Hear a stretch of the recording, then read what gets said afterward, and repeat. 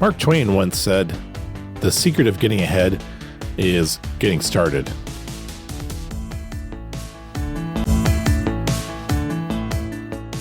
Hey, this is KB. I'm a technologist, thought leader, and self-published author. I've been publishing ebooks, print books, audio, video, and other content online since 2015. I stumbled quite a bit, tried many different types of content, marketing strategies, software tools, and social media streams. Now I'm here to help you learn from my mistakes and find inspiration along the way. We'll take a journey together to leverage your content, dive into practical tips, and test out actionable strategies that move you from posts to profit. This is the Self-Pub Empire Podcast. Welcome back. We're on part 2 of Psychology's top tips for starting your creative work, and getting started sometimes can be really hard. So did some research and found a lot of information online about tips on how to get started. Some of these I've used myself. Some of these are new to me as well. So this is part 2. If you haven't checked out part 1, feel free to finish this one out and go back to part 1, previous episode. We hit 7 top tips last time. We've got another 7 this time with some bonus material as well. I'm going to add the bonus material in right now. I talked about this a little bit in the last podcast, but I'm going to reemphasize the fact that discipline greatly outweighs motivation. It is a much greater power than motivation. Once again, from data from the Harvard Business Review, revealed that disciplined individuals outperformed their less disciplined counterparts by 59%. And this also included consistent effort as well. So I think discipline is very important. Not perfect at it myself. I keep practicing, and it's something else that I think is powerful. You can practice discipline and make it a habit. Motivation makes it so that you are going to do something when you feel like it. Discipline helps you do something because you want to. And what's funny about that for me in my own personal experience, discipline gets me started, and then I start enjoying the process. Do I really want to do this? Feels like doing a podcast and starting that and setting up and making sure I've got everything and getting ready with my notes. And like, do I really want to do this? And then I start the process, and then the motivation actually kicks in afterwards. And I very much enjoy the process. So a little bit of bonus material there from my research and my personal experience, but let's jump into number 8. And number 8 is practicing mindfulness. So this is really about enabling you to stay focused on the task at hand without being distracted by other intrusive thoughts. And I have a couple of thoughts and tips on this one as well. Using a grounding technique, such as deep breathing, can help bring yourself into the present moment. There's a great book out there called The Power of Now by Eckhart Tolle that emphasizes living in the present moment to focus on the task at hand. So mindfulness allows you to focus and ignore some of those distractions and things like that. Single tasking, really, instead of that multitasking that people think they can do, is really a big part of this as well. Concentrating on one thing or one aspect of the project at a time, or one bite-sized piece, like we talked about last time, give it your full attention. That will help tremendously in moving your work forward, or even just getting started, that small piece and focusing just on that. For creators, the demands of that continuous creativity really can be balanced by that mindfulness as well, and just attacking pieces one thing at a time and being mindful about your surroundings and distractions and so on and so forth. There's a little bit of overlap here with some of the other tips, but I'm feeling in my life and in my experience that really concentration is the new superpower. I've read that online as well. There's some pop sci that talks about these things in this day and age. Why is it a superpower? We have so many distractions. We have our cell phones, we have smartphones that we can look at anything, and social media is very tempting, and it's very much gotten to the point where it's enticing, and your brain starts to go through this doom scrolling habit, and you start to just like watch TV. It's the same thing as like watching TV, they talked about in the old days. And so being mindful and creating that focus helps you create that habit. Stay focused on your goal, stay focused on your one piece. Just do that one step and do some deep breathing, and you'll find what you're looking for as far as being able to get started with that mindfulness. Number 9, let's jump into that one. Embracing uncertainty. This one is kind of obvious, I guess, to me. I hope it's obvious to everyone else. Uncertainty is going to happen. It's a creative endeavor. You don't know what really is going to take place or issues you're going to face, and you have to prepare yourself that you're going to run into problems or uncertainty. There's ambiguity, and sometimes making decisions in ambiguity is a really, really powerful ability for someone to be able to do that well, because life is unpredictable. Projects can be unpredictable, and your creative work can be unpredictable. You might be taken in ways you never thought possible before. So if you recognize and accept this, you really allow yourself the freedom to explore those possibilities without feeling that pressure to find that perfect solution. This mindset really encourages that flexibility, embracing uncertainty, fostering more of that work, being innovative with it, organic, solving problems with it, and it also helps reduce the fear of making mistakes as well. Embracing that uncertainty also combats perfectionism. So, I've told myself in the past that the books are not going to be perfect. They will never be perfect. And that's really okay. That is another interesting point, is that this allows you to help manage that as well. We'll talk about perfectionism later on. That's number 13. But for this one, I think you get what I'm trying to say. Be prepared for accepting uncertainty and just moving forward from there. Number 10, developing self-compassion. I would say that most people are the biggest critics of themselves, and yet it doesn't seem to do us any good that we're hard on ourselves, I should say, and yet we still don't do what we're supposed to do. I really need to lose weight, and I don't like what I look like, for example, etc. But yet I'm still going to enjoy the extra chocolates that I like, something like that. And here we are. We're criticizing ourselves. It doesn't really help us. So instead, developing self-compassion is a better track to take. And you're appreciating that effort that you're putting into the creative work, again, whether it's perfect or not, and start to enjoy it. And that's really where you're going to get that, because you're being compassionate with yourself. You're not trying to beat yourself up about how good or bad it is. So you're going to acknowledge those challenges. You're going to acknowledge the complexities that are inherent in the process, and not being too harsh on yourself with what it is that you're creating. It might not be their best work. It might not be good at all. You might not like it. And that's okay. Be compassionate to yourself and say, that's okay. I can try again or do something else. Cultivate that kindness and understanding towards yourself and your setbacks, and you're going to find yourself actually nurturing yourself. Some people say that true joy comes from within.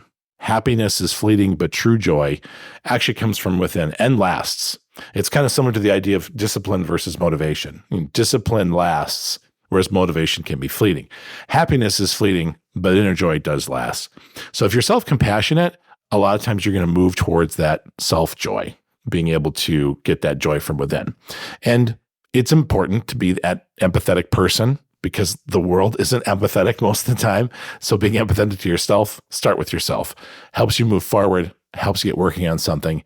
And really, any kind of work towards a useful endeavor. This was a Nightingale comment from the past. I'll talk about him some other time. That's really more moving towards something positive and useful. That's more than a lot of people can say. So you're already ahead of the game.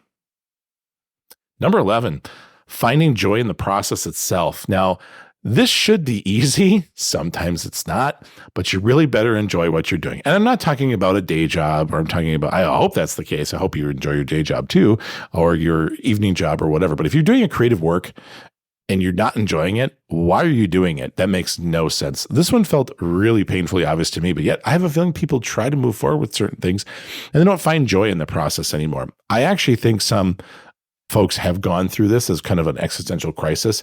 If you watch PewDiePie's videos on YouTube over time, especially over the pandemic time frame and the last few years, and the life that he was changing himself into, and some of the drama that was created, and he realized that he had to step back a little bit from YouTube because he wasn't finding joy in the process anymore. He wasn't enjoying it as much.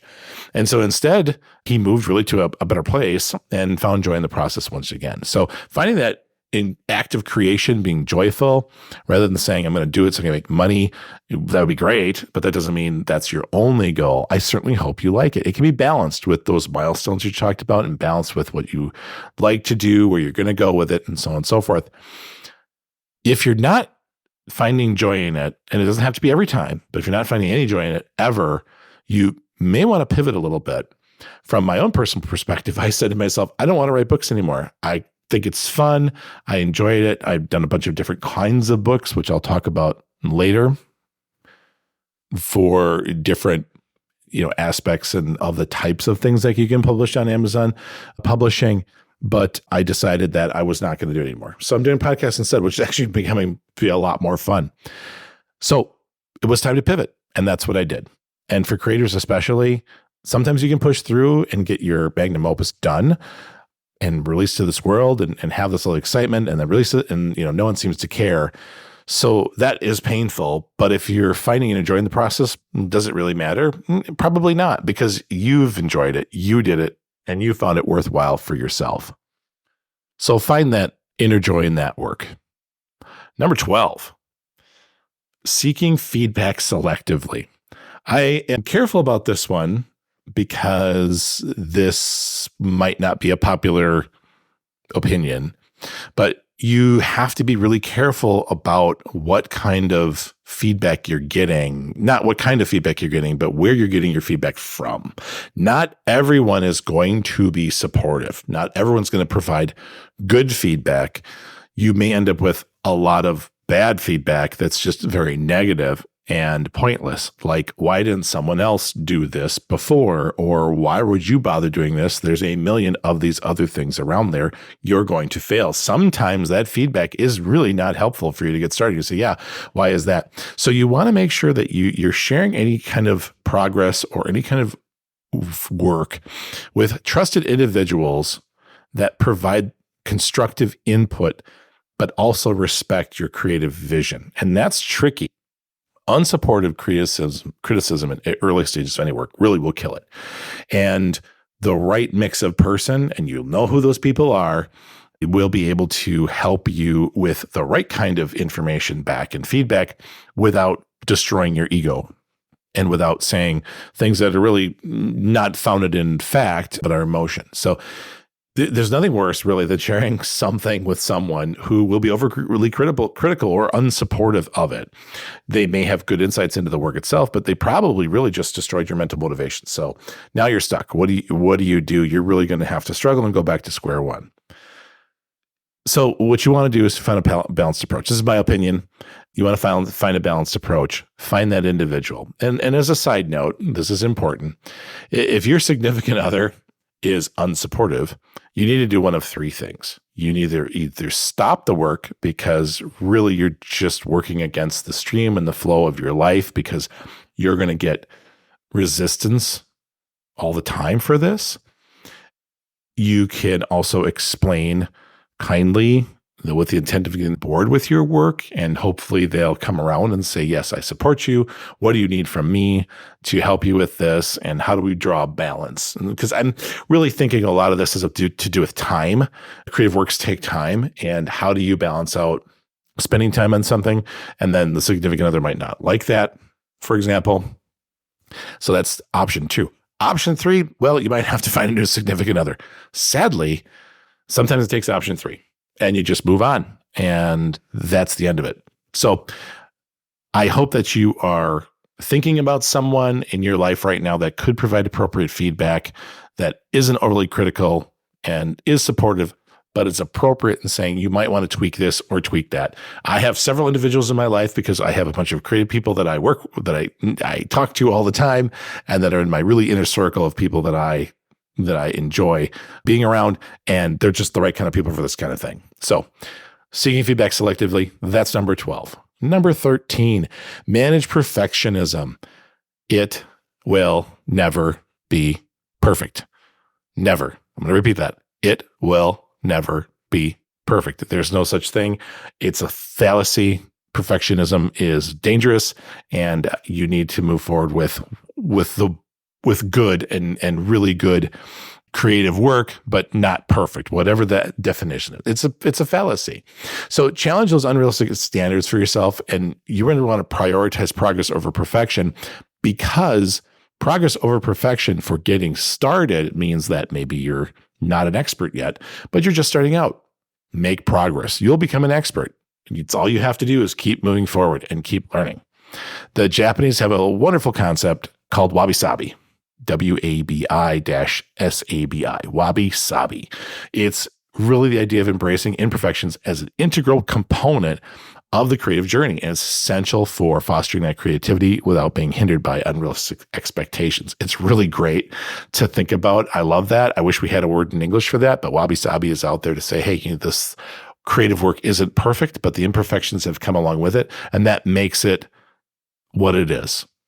Accepting that things will not be perfect is really one of the most powerful ways to unblock your flow and get back on track. That's okay.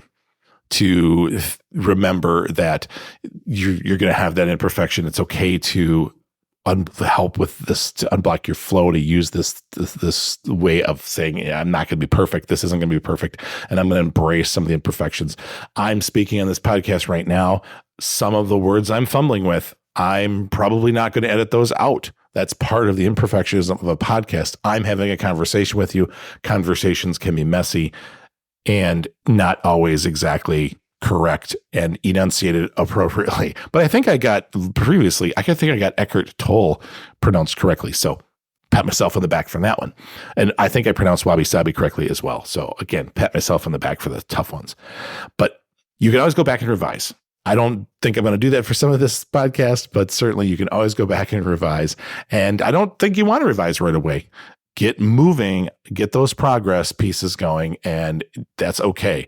Progress over perfection. And I think I'm starting to accumulate some phrases in this podcast that I'm going to keep going back to. I've got posts to profit. I'm also talking about the content value stream and progress over perfection. And I think those three are really, really good guiding principles that I'm going to continue to emphasize in this podcast. All right, number 14. This is the last one outside the bonus material that we're going to talk about. Of the 14 of these tips, psychological tips for really starting your creative endeavor, 14 is embody resilience.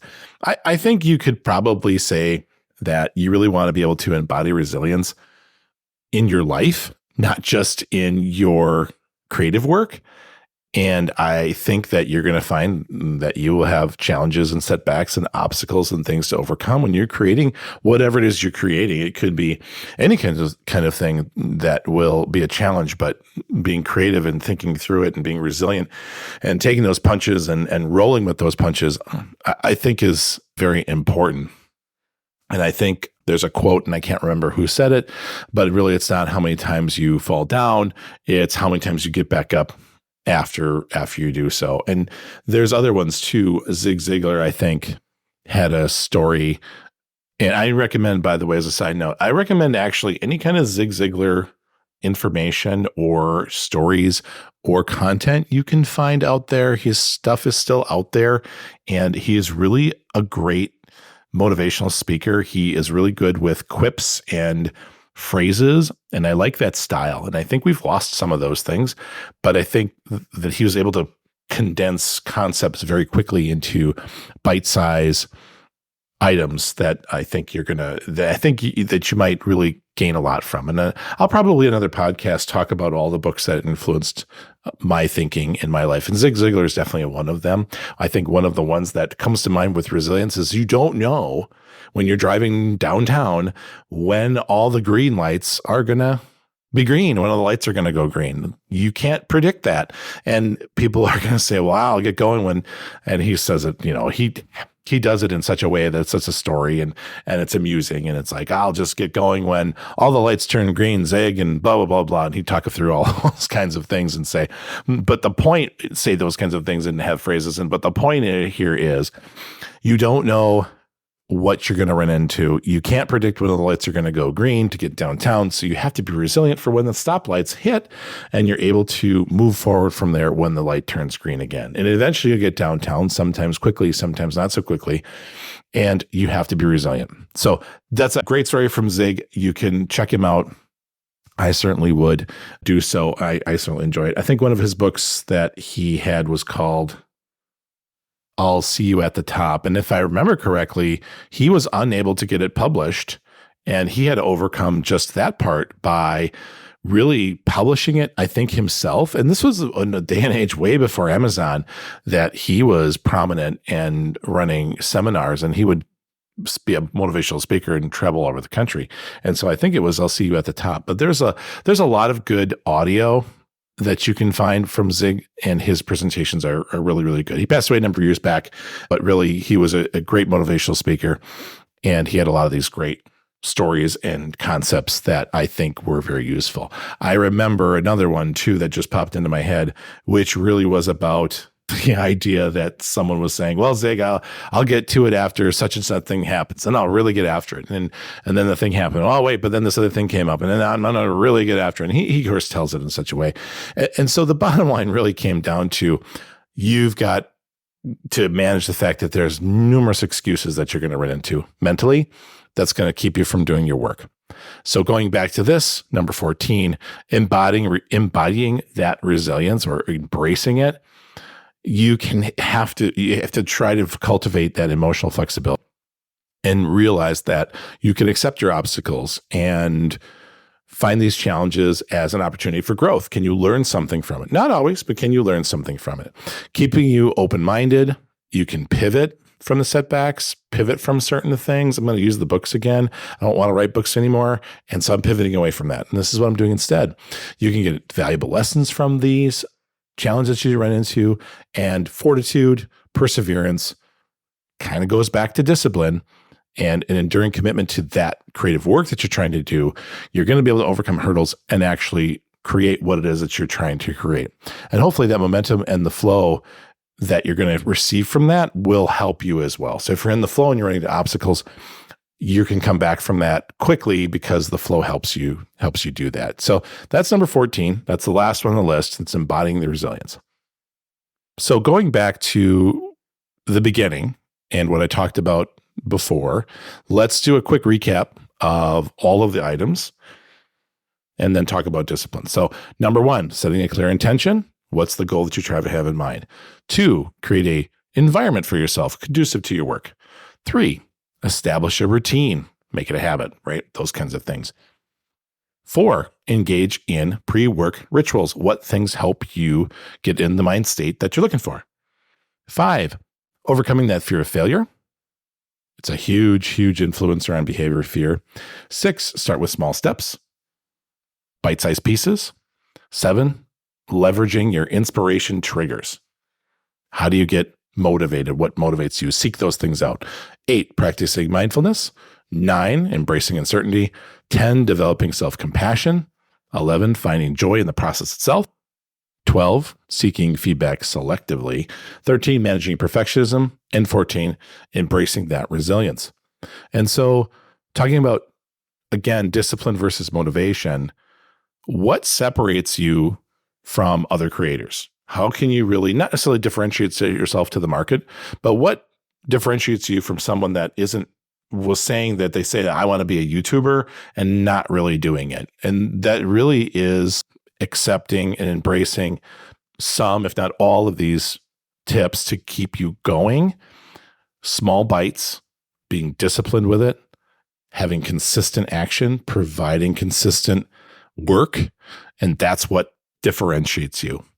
And if you can do that, I think you'll succeed.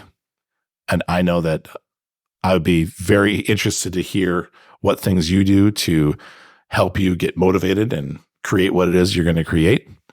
And you can always put those in the comments in the show. We're going to link to a lot of things in the show comments themselves, in the show notes, I should say. And there's some wabi-sabi right there, some imperfection. And so I hope that these episodes help you rethink how you approach your creative process. I know actually from the research I did, they did for me as well. Many times it's 1% inspiration and 99% perspiration to get you going and hopefully get you from post to profit. Until next time, keep going and believe in yourself. Thanks for listening. Hey, congratulations. You just listened to another episode of the Self-Pub Empire podcast. I really hope you found something inspiring, useful, and actionable for your own entrepreneurial and business aspirations. Let's keep connecting as solopreneurs, authors, and online creators of all kinds. For more information, how-tos, great tools, and show notes for the show, head over to selfpubempire.com/podcast.